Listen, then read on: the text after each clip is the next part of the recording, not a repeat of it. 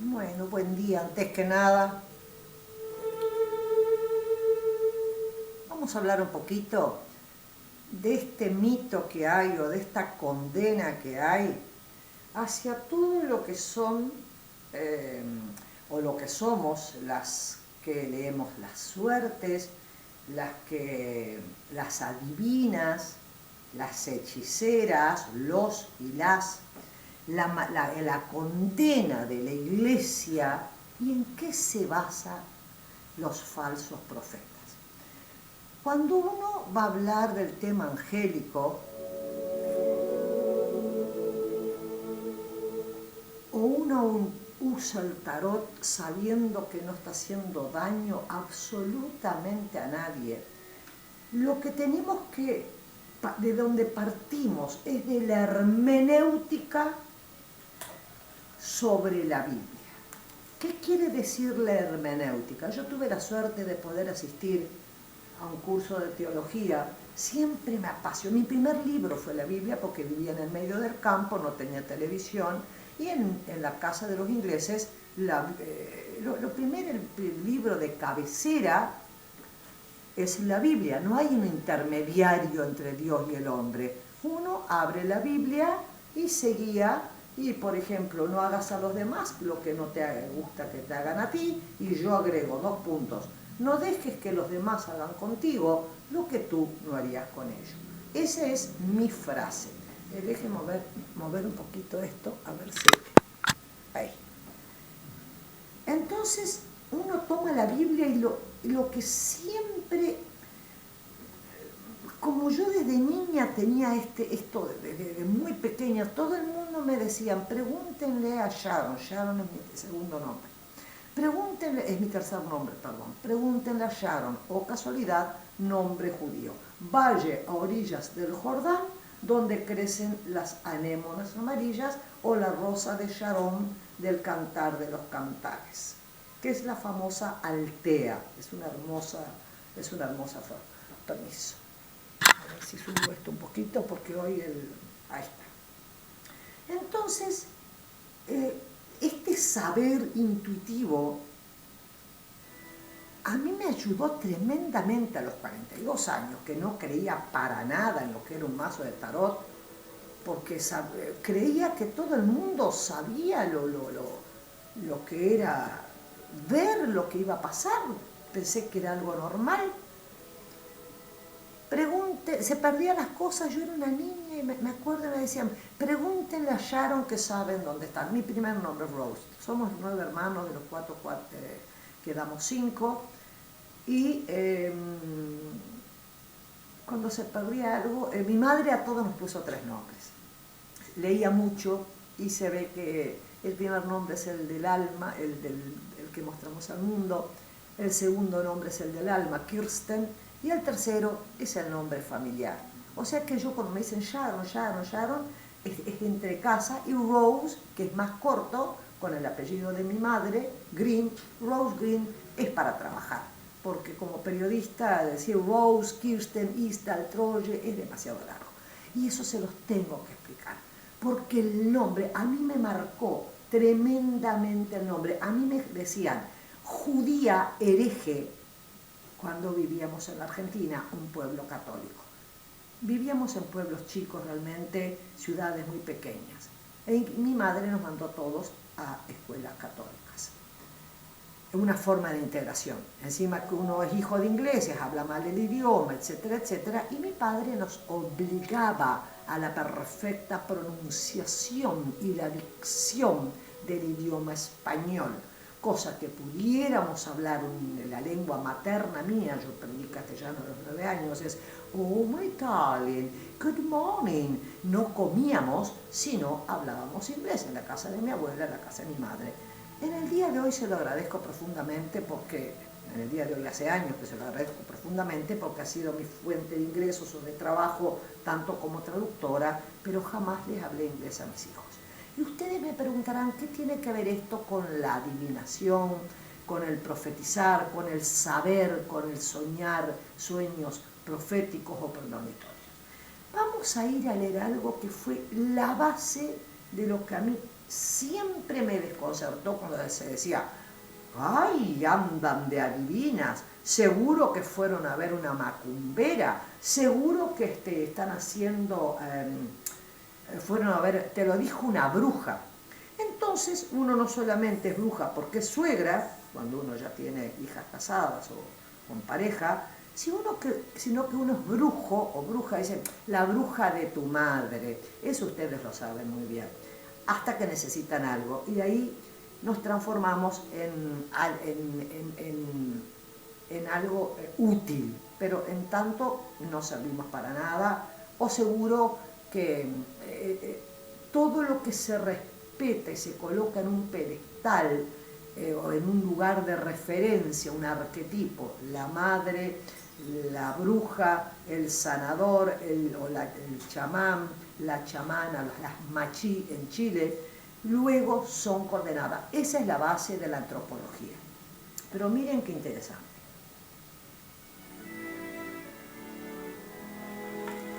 Tengo una Biblia, traducción de James, tengo 5 Biblias realmente, en papel de arroz. Es un referente, hay un arte adivinatorio que se llama bibliomancia, que es abrir biblo significa libro, abrir la Biblia y leer las 4 filas, y ahora se los voy a mostrar. Es un método de adivinación muy antiguo, como lo son el Urim y el Turim para la religión judía. Eran 3 piedras originalmente. Luego quedaron 2 y hasta se decidió la suerte de Matías, uno de los 12 apóstoles, tirando suertes. Pero miren qué interesante, ya Joel, en el año que les voy a leer de Joel, un profeta que se llamó, fue apasionante porque estamos hablando que Joel, en su libro, aporta el único dato conocido acerca de la personalidad del profeta, hijo de Petuel. No existe noticias alguna que sepa, que nos diga algo más, pero Joel predicó después del exilio de Babilonia, en Babilonia, quizá alrededor del año 400 a.C. Joel era un profeta que viene el día de Jehová, decía, día de tinieblas y de oscuridad grande y espantoso. Pero Joel describe lo dramático del momento presente. Una terrible plaga de langostas ha caído sobre el país, y es un hecho, había una plaga de langostas. Le sigue una gravísima sequía. Joel invita a los sacerdotes a que convoquen el pueblo de Judá para que se reúnan en el templo en la asamblea a fin de ayunar y sobre todo de demostrar un sincero arrepentimiento. Tienen que recordar que en esa época todo lo que era malo, hasta el no poder tener hijos, hasta no tener abundancia de ganado, se consideraba hasta Job como una maldición o que uno había hecho algo malo ante Jehová de los ejércitos. Job, el que muestra que a pesar de ser amante de Dios se le ha quitado absolutamente todo, marca un antes y un después en el entendimiento, en el aprender que Dios no castiga y Dios no premia, que las cosas nos pasan porque tienen que pasar. Pero ¿qué es lo interesante de Joel? De las profecías de la devastación del país, etc. Dice, después de esto, conoceréis que en medio de Israel estoy yo, y yo que soy Jehová, vuestro Dios, y no hay otra. Estamos hablando de la primera religión monoteísta, junto con, que forma la base. Todas las religiones eran politeístas. Hasta el día de hoy somos politeístas, porque tenemos nuestra, inclusive no adoraréis falsas imágenes. Y la Iglesia Católica lo primero que tiene es una serie de santos en la Iglesia, figuras. ¿Por qué hay figuras hechas con pedazos de santos o lo que sea, o huesito de San Antonio, lo que fuere? Porque la abstracción es muy difícil. Entonces se crean las imágenes, no adoraréis falsas imágenes. Está desde que salieron de Egipto, que adoraban a los baales, a los toros, los sacrificios hasta el día de hoy. la raza judía, el pueblo judío, tiene el sacrificio del primogénito de tu cosecha. Los abrahamitas sacrificaban al primer hijo, y búsquenlo en Google, googleenlo, hay una película buenísima, la secta abramita, el primer hijo se sacrificaba y sobre él se construía o el templo o la casa o lo que fuera. Y la primicia de tu cosecha será dedicada a Jehová. Tal es así que cuando da a luz María, lo único que tuvo para dar como ofrenda fueron 4 palomas. Cuando se era muy pobre, se daba una ofrenda de acuerdo a lo que se tenía. Entonces, tenemos que partir de que ya había una costumbre de hacer ofrendas, como hacen las religiones, de Umbanda, de Quimbanda, que ustedes ven las diferentes ofrendas, y no estoy justificando, estoy haciendo un estudio más que nada antropológico. Pero miren qué apasionante. Ya estamos hablando del año 500 a.C., que luego es usado por Pablo en Hechos de los Apóstoles. Y dice, y mi pueblo nunca jamás será avergonzado. Derramaré mi espíritu sobre todo ser humano, y profetizarán vuestros hijos y vuestras hijas. Vuestros ancianos soñarán sueños, y vuestros jóvenes verán visiones. También sobre siervos y las siervas. Acuérdense que la servidumbre era un hecho. Siervo no era esclavos. El esclavo no era como conocemos la esclavitud ahora, que eran los negros esclavos. Cualquier pueblo vencido era tomado como siervo. Y derramaré mi espíritu en aquellos días. Es apasionante. Ya estaba en Joel. Y luego tenemos a las mujeres. La venida, se los leo en primer discurso de Pedro, Hechos 17.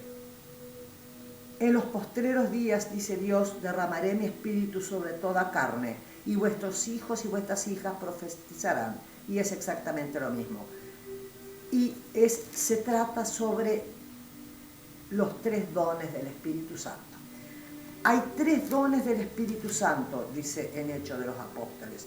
El don de profetizar, el don de hablar en lenguas, el don de sanar. Entonces, pero cuando profeticéis, tratad de que os entiendan, porque si habláis en lenguas, pensarán que están locos. De ahí nace Pentecostés, el espíritu de Pentecostés. Entonces ustedes me dirán, había una cantidad de profetas. Estaba Daniel, que era el que profetizaba en sueños, Jalom significa sueños. Estaba Samuel, estaba Saúl, y estaban las mujeres profetas, que esa parte me encantan y se la voy a buscar porque hubo muchas mujeres profetas. Es apasionante, déjenme buscarles que lo acabo de guardar. Ay, que no me acuerdo. Mujeres profetas. Miren qué apasionante.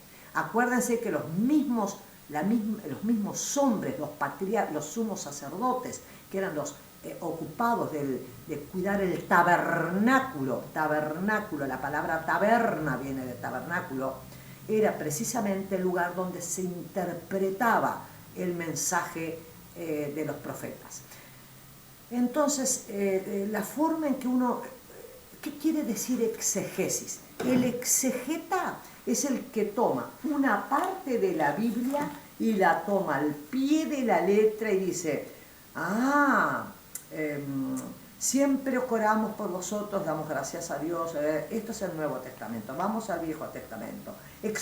Vamos a ir a Proverbios, exhortación a la obediencia.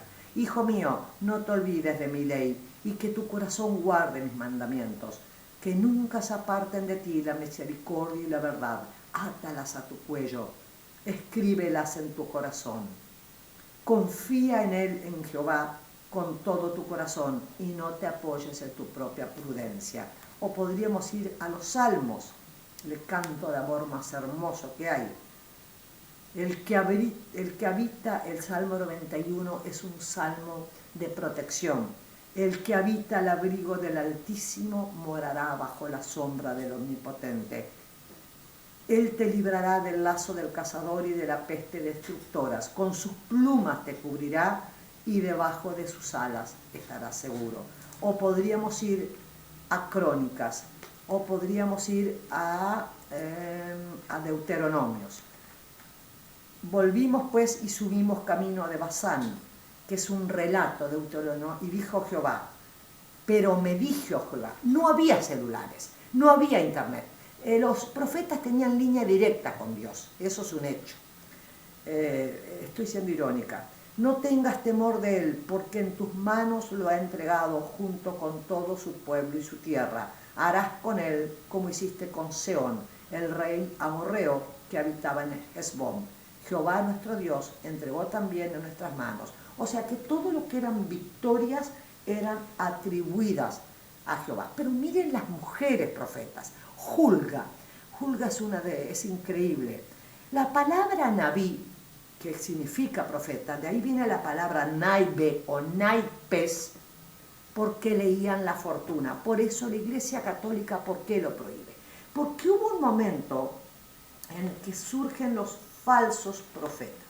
Los falsos profetas son los que decían que todo iba a estar fantástico, que no pasaba nada, Los verdaderos profetas fueron condenados por decir la verdad. No les servía a los reyes que le dijeran que iban a caer en manos de Nabucodonosor. 200 años estuvieron. De ahí surge Daniel, casualmente, el soñador de sueños. Los sueños proféticos de Daniel, que es una maravilla. Es una maravilla porque todavía tenemos sueños proféticos. Entonces, ¿por qué son condenados los profetas? ¿Y por qué la Iglesia Católica lo toma como un hecho de que no le sirve? Porque ustedes tienen que remitirse a esa película fabulosa que se llama, donde son envenenados, todo lo que eran los libros, la cultura, El nombre de la rosa. Que al leer, al ojear, al iluminar los libros, que era lo que se hacía, la única forma de tener cultura, de aprender, era hacerse pertenecer a una orden sacerdotal. Estoy hablando del año 600, del año 700, después de Cristo, 1200, 1300, 1500, el oscurantismo, luego viene la Inquisición, 1490, donde son condenados porque era el poder.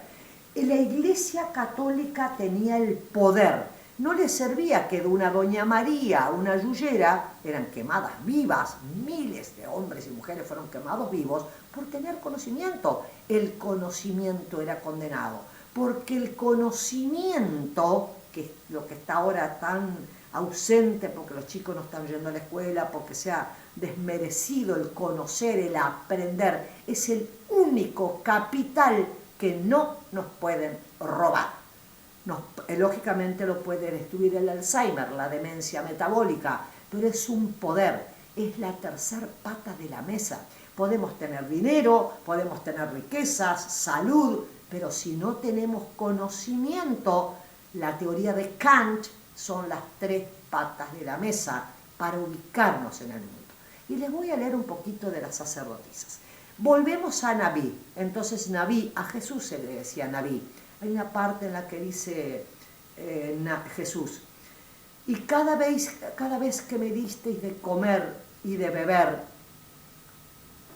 y le preguntan, pero Nabí, ¿cuándo tuviste hambre?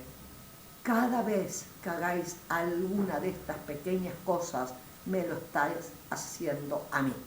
Estaba profetizando. Hay una parte que Jesús dice, el gran profeta, fue un profeta extraordinario cuando dice, tú Pedro, antes que cante el gallo, me negarás 3 veces, pero tú serás la Petrum, Pedro significa piedra, la piedra fundamental de mi iglesia.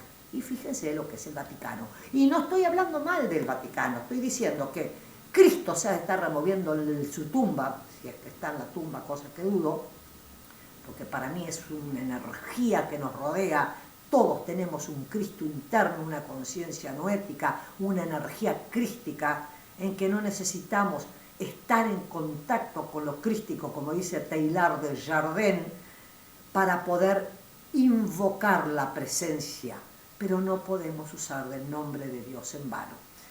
Cristo, que rompe con la estructura patriarcal y se hace sacrificar para que no haya más sacrificios del cordero, de los toros, más quemas de incienso, más que no es que no podamos usar los inciensos, pero los sacrificios en los templos era algo extraordinario. En Isaías, y degollaron la sangre del cordero, del toro, y bendijo Isaías el templo. Se bendecía el templo con la sangre. Y cuando Cristo dice, y ahora, subid a la atalaya, al aposento alto, que comeréis de mi cuerpo y de mi sangre, pensaron que Cristo se iba a cortar en pedacitos. Y él dice, y comed de este pan, que será mi cuerpo, y bebed de este vino. La era pisciana, Baco, viene de pan, pan significa alegría, el Dios pan, y hacedlo en nombre de mí. Cada vez que vamos y tomamos el sacramento de la comunión, estamos repitiendo un ritual simbólico de un sacrificio humano. Entonces tenemos que ver muy bien cuando condenamos, porque vos escuchás tu horóscopo, o escuchás las que tiran el tarot, o te dicen las cosas. El tiempo no existe. Aquellos que entramos en el tiempo sagrado, en el tiempo de Kairos, hacemos lo mismo que los profetas, sin compararnos, por supuesto. Tenemos una mancia, hay miles de mancias. Muy bien, entonces se dice que la palabra Naví, profeta, significa mensajero de Dios, que es la que recibe la palabra directa. Las primeras profetisas, ¿quiénes son las mujeres profetas? En el Talmud hay una discusión de 7 profetisas: Sara, Miriam, Débora y Hulda, que son llamadas Nivihá. Pero luego se van borrando porque los hombres no podían tener a semejantes mujeres diciéndole las cosas. Primero viene Sara. Los rabinos comienzan su discusión acerca de Sara, cómo la van a nombrar. De acuerdo a un rabino, Sara es una profetisa porque discernió Saquetá, de la misma palabra que Yisca, que Isaac. Isaac significa risa. Cuando Sara dice, se ríe porque llegan los 3 mensajeros y le dicen, imagínense que ustedes se van al súper y vuelven y le dicen a su marido, mi amor, dentro de 9 meses vamos a tener un bebé porque me encontré con 3 hombres en el supermercado. Yo me imagino que ese hombre va a decir, pero te me vas de la casa porque estuviste con 3 personas. Entonces, en esos tiempos, cuando Sara llegan los 3 mensajeros y le dicen a Abraham, tu hijo será padre de naciones, ella se ríe, se sonríe porque dice, ya no estoy en edad de dar a luz. Entonces, Isaac significa risa. E Isaac, que va a ser matado en ofrenda a Dios, que le aparece el arcángel Gabriel, le dice, pará la mano, era para ver, es el complejo abrámico. Es cuando el padre, que lo interpretamos en antropología y en psicología, cuando el padre no soporta que su hijo lo supere. Abraham es el padre de Isaac. Isaac se transforma en lo que es la fundación del pueblo de Israel. Entonces Sara, la profetisa, es una de las primeras, que cuando dice que sería el heredero verdadero de Abraham y no su primogénito Ismael, que había una costumbre que cuando las mujeres no podían dar a luz, hacían que sus siervas dieran a luz en su regazo. Ismael, que funda la tribu árabe, se huye porque lo va a matar. Sara se pone furiosa, se pone celosa, y Abraham lo lleva al desierto y son salvados. Tal es así entonces que ella anuncia que su primogénito Ismael no será el que siga con la casa con lo que es el Dios de multitudes. Y le dice que escuche lo que le dice Sara y que expulse a Agar, que era la madre de Ismael, que era la sierva que dio a luz a Ismael. Sin embargo, habiendo dado esta razón para considerar a Sara como una nibia, los rabinos dan otra explicación. Muy bien, esto es el arquetipo de lo rabínico y la defenestración de la mujer. Tal es así que la mujer no puede leer la Torá, está dedicada a los hombres. Solamente los hombres tienen derecho a leer la Torá. Y después hablamos del machismo. Cuando los israelitas cruzan el Mar Rojo, en Éxodo 15, la segunda nifia, Miriam la profetisa, la hermana de Aarón, es la que dice, era llamada, profetizaba con gran alegría que iban a llegar a la tierra prometida. Miriam no fue una figura poco importante, pero los rabinos necesitan traer una historia de Midrash que no aparece en la Biblia, en la que Miriam profetiza que Moisés será especial, aún antes de que naciera. Recuerden que Moisés fue tirado al río y salvado en una canasta. Siempre pensé que Miriam se había colocado a cierta distancia del bebé en el canasto que flotaba en el río para verificar que estaba bien, pero los rabinos de Talmud interpretan su deseo de ver el destino del bebé.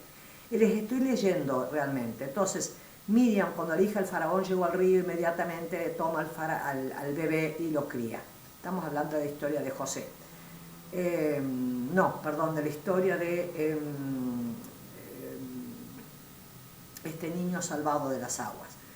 Luego viene Débora, la tercera de las profetisas, que fue jueza en el libro de los jueces 4:4. Débora, esposa de Lapidot, era una profetisa. Ella juzgaba a Israel en aquellos tiempos. Se sentaba bajo la palmera de Débora entre Ramá y Betel, en la comarca de las colinas de Efraín, y los israelitas venían a ella por decisiones. Débora se enfrenta a Barak.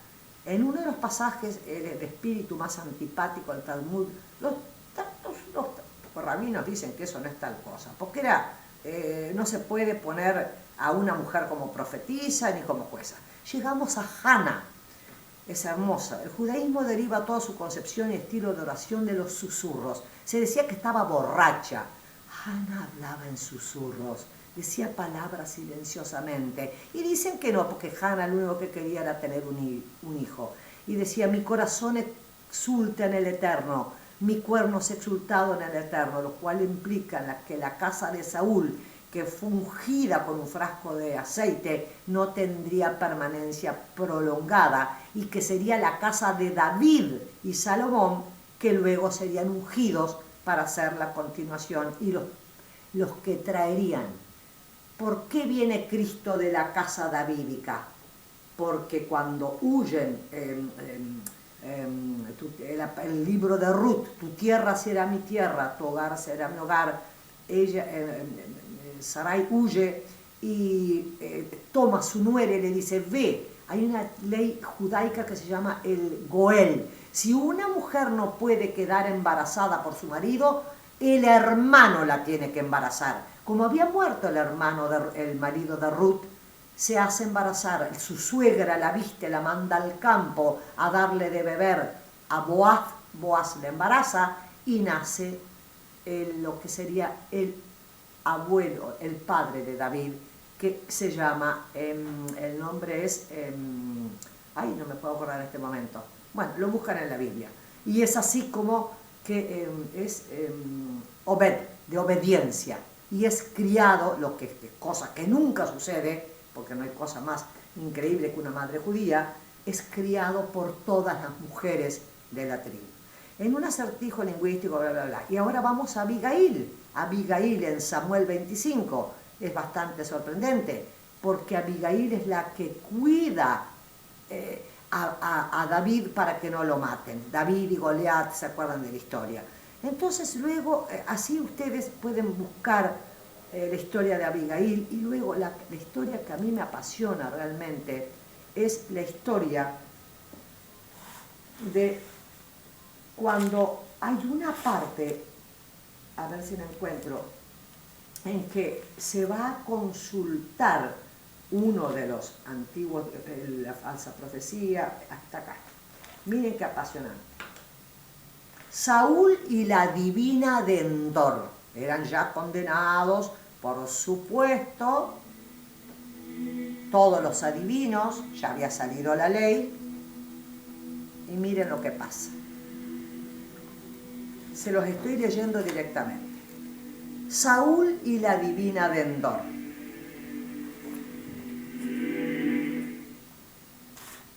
Ya Samuel había muerto, Samuel había condenado, había que buscar un sucesor. Todo Israel lo había lamentado. Samuel era un profeta, el gran profeta.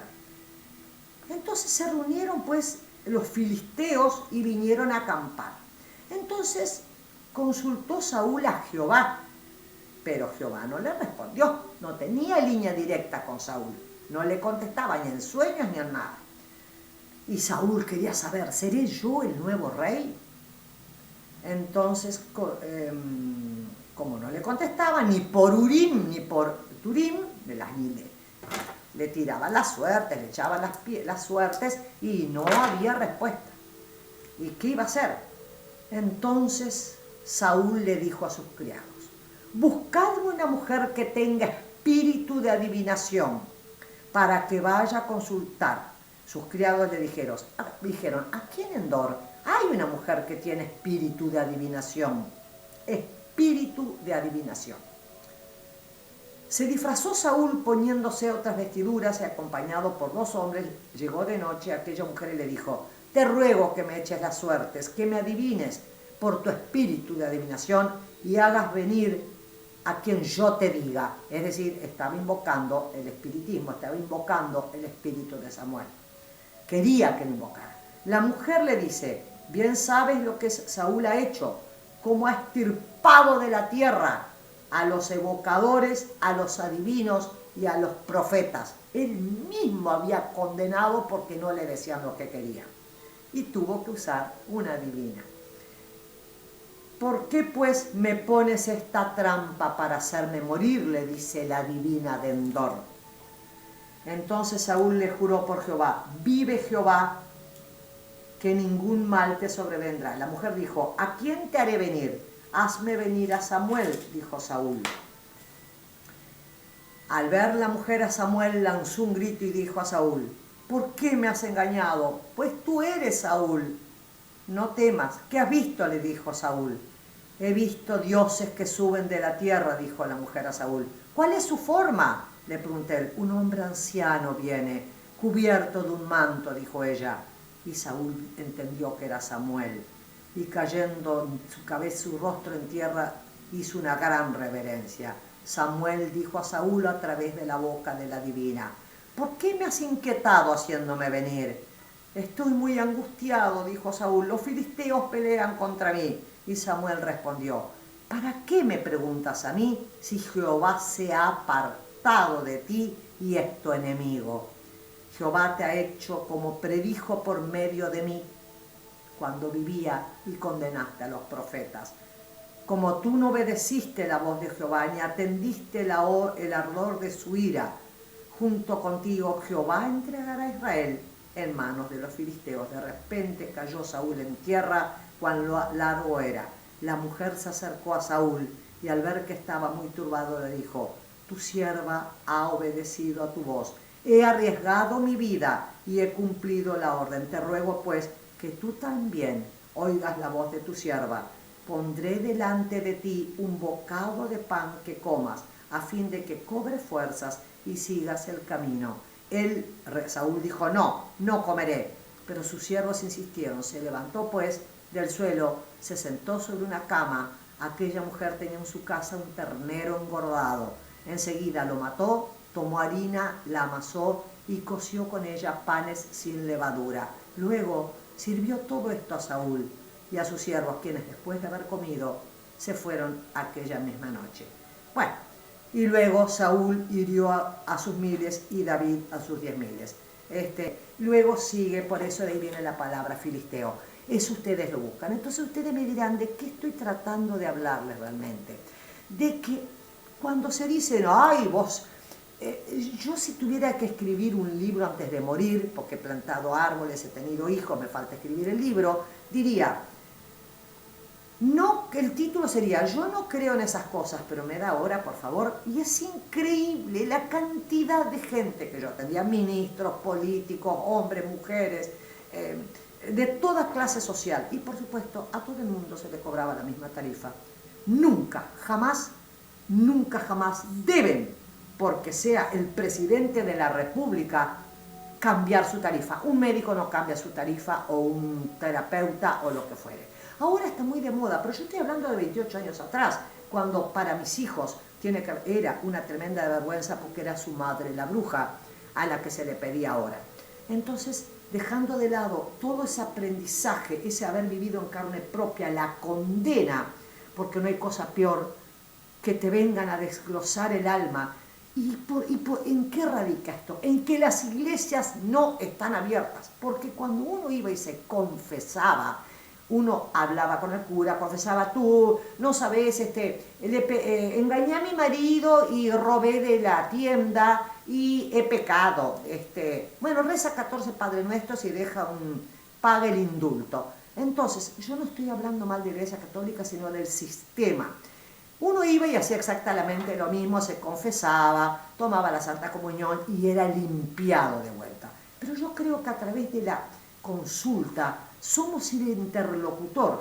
Las cartas se transforman en una mancia. El oráculo de las cartas de los ángeles son una mancia entre un medio, entre las piedras, las runas, en todas las culturas del mundo. No se trata solamente de cosas traídas del vudú y de la hechicería y de las razas africanas. No, la iglesia carismática que cree en el don de lenguas, en la posesión del Espíritu Santo, no es que estemos poseídas por el Espíritu Santo cuando abrimos las cartas. Simplemente creemos en nuestro hemisferio derecho, que es el hemisferio, el lado derecho es el intuitivo y el izquierdo, que corresponde a la mano derecha, es el racional. Acá, la línea media, estamos en AM y en FM. Entendemos los dos tiempos, rompemos el tiempo, sino ¿cómo es posible que porque el tiempo sabemos que no existe, el ayer, uno dice, para ayer esta carta, la emperatriz, para hoy esto. Una maravilla. ¿Y qué viene? Metemos el tiempo en un solo paquete. Viene el sumo sacerdote. Y oh casualidad, estoy hablando de la filosofía de vida. El sumo sacerdote es nuestra fe en nosotros mismos. ¿Y cómo es posible que se diga, dentro de 10 días te va a pasar esto, lo otro y lo otro? Veo venir tal cosa, porque el tiempo lineal se sale, que es el tiempo de Cronos, de las horas, y entramos al tiempo de Kairos, al tiempo sagrado, donde estirando en una línea o todo de acuerdo al spread, a la apertura, nosotros podemos ver lo que estuvo atrás, lo que vino de más atrás. Y una cosa es hacer una apertura intuitiva en la cual las cartas son un simple medio para desconectarnos y decir, bueno, perfecto, ¿qué es lo que tengo que hacer? Terminar una etapa y empezar otra. Es un consejo que uno ya lo sabe y luego tiene que, como uno ya lo sabe, a esto que poner punto final, no escuchar las voces de los demás, el juicio ajeno, que es lo que estamos hablando, somos juzgados por los demás, siempre una más, que es lo que el inconsciente sabe, tomar la decisión, elegir el camino que uno quiere seguir y hacerse responsable por las consecuencias. Entonces, esto es un poco para justificar a todas esas mujeres y hombres que sienten. Y uno dice, ay, pero vos cobras tu trabajo que es espiritual. Cobramos el tiempo. La capacidad no se cobra. Y podemos equivocarnos porque no somos dioses. Podemos errarle tremendamente. ¿Quién profetizó la pandemia? ¿Alguien habló de la pandemia? Yo veía desde el 14 de febrero, yo creo que se los conté, te operaba mi esposo el día 14, el 13 fue de marzo, fue el cierre total acá, justo hablando de Roma, perdón la interrupción, pero yo creo que todos teníamos un presentimiento respecto a lo que venía. Y con esto me despido y les deseo lo mejor. Perdón por haberme explayado, pero es un tema que todos debemos respetarnos a nosotros mismos en el hacer. Y si usamos las cartas, el tarot, los ángeles, el oráculo, respetar, estudiar, aprender y profundizar. Que el conocimiento no ocupa lugar. Adelgaza, no engorda. Gracias.